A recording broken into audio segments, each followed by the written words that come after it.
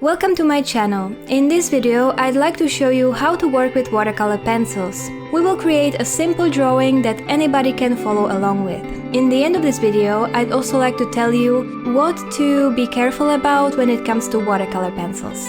So let's start! In this video, I will be using watercolor pencils Albrecht Dürer by Faber-Castell.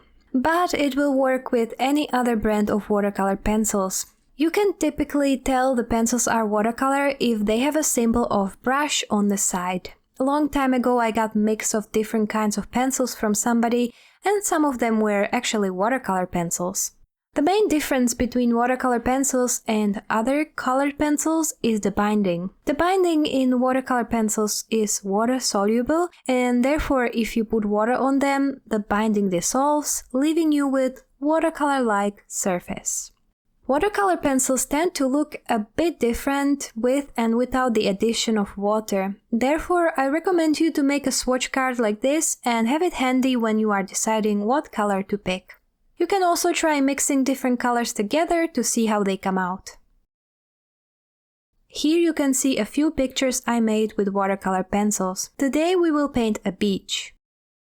Cover half of the surface with blue pencil and the other half with brown pencil. I used ultramarine and burnt ochre. The colors will overlap in the middle. Because I wanted the sea to look a bit more turquoise, I added some cool green to the blue. I used phthalo green for this. Dip your brush into some water and run it over the surface. Be careful not to use too much water, as you could potentially wipe off some of the color of your paper. If you are happy with your painting and do not wish to add more color, you can skip the next step. However, I wanted my colors to be a bit more saturated. So I dried the painting with a hairdryer and put another layer of colors. I used the exact same colors as before. If you do want to add a new layer, make sure that the first layer is completely dry. I will show you why at the end of this video.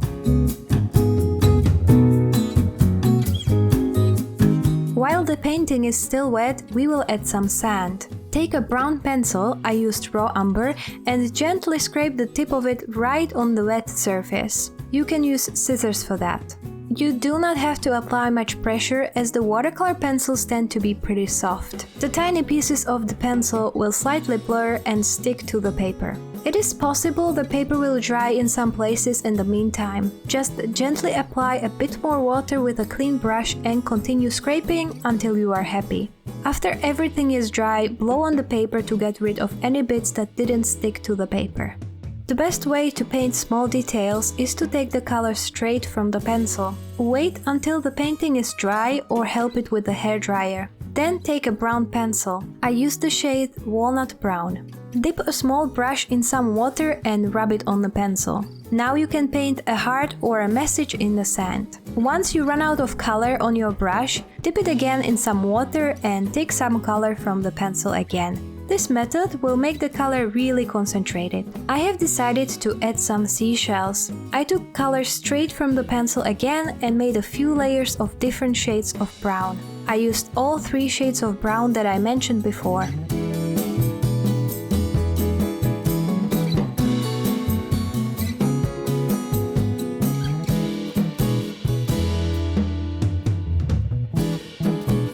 After that, I added some blue shadow without mixing it with water to have some texture in the painting. The only thing that was missing now was the sea foam. You might want to grab a white pencil for that, but as you can see, it is actually barely visible on the painting. Just like in watercolor, white watercolor pencil just cannot be used like that. Instead of that, you can use it to blend colors between themselves, or you can draw with it on black paper. But I needed bright white, so I grabbed some white gouache. I think it's the easiest way to add white to a watercolor painting. I have had this tube of white gouache for quite some time and I still have a lot of it.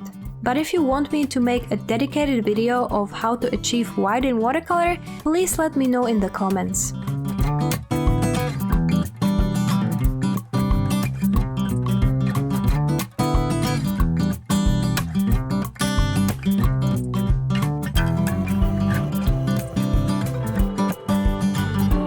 In the end, I also decided to add a starfish. I painted it the same way as the seashells, but I also added some gray in the shade Warm Gray too.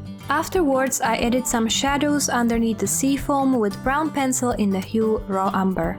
Before I show you the end result, I'd like to talk about the different ways to mix color, and I will tell you what to look out for. You can mix watercolor pencils in their dry form and then apply water to them. You can also draw one layer of pencil, apply water, let it dry, and then add another layer. The color that is on top will be slightly more pronounced. Here you can see the difference between starting with blue and starting with yellow. If you draw into a still wet layer, the pencil will blur slightly and later it will be almost impossible to dissolve. Also, if you make too many layers of watercolor pencils, you will get a texture that, in my opinion, is not very nice. So just stick to a couple of layers. And here's the final result of our painting. What do you think? If you like this video, please help my channel grow by leaving a thumbs up and subscribe for more content about painting.